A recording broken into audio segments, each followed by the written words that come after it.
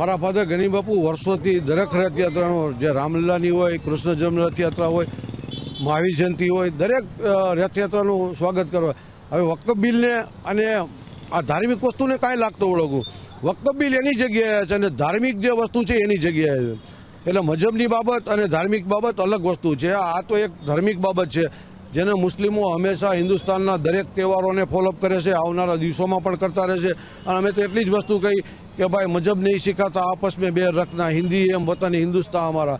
હિન્દુસ્તાનમાં તમામ લોકો અહીંયા અમન અને શાંતિને ભાઈચારાથી રહે છે. એ જ રીતે રહેવું જોઈએ. અહીંયા શીખ, ઈસાઈ દરેકને પોતાના તહેવારો ઉજવવાનો, સેલિબ્રેટ કરવાનો જો કોઈ સારી વસ્તુ રહેતી હોય તો ફક્ત મારા હિન્દુસ્તાનમાં છે કે દરેક તહેવારો દરેક રીતે પોતાને ઉજવવાનો. બીજા કોઈ દેશમાં એવું નથી જે મારા ભારત દેશમાં છે, જેનું ગૌરવ છે અમને કે અમે હિન્દુસ્તાની છે. અને આ રામલીલાની રથયાત્રાનું સ્વાગત કરવા પણ અમે હર્ષની લાગણી અનુભવી છે.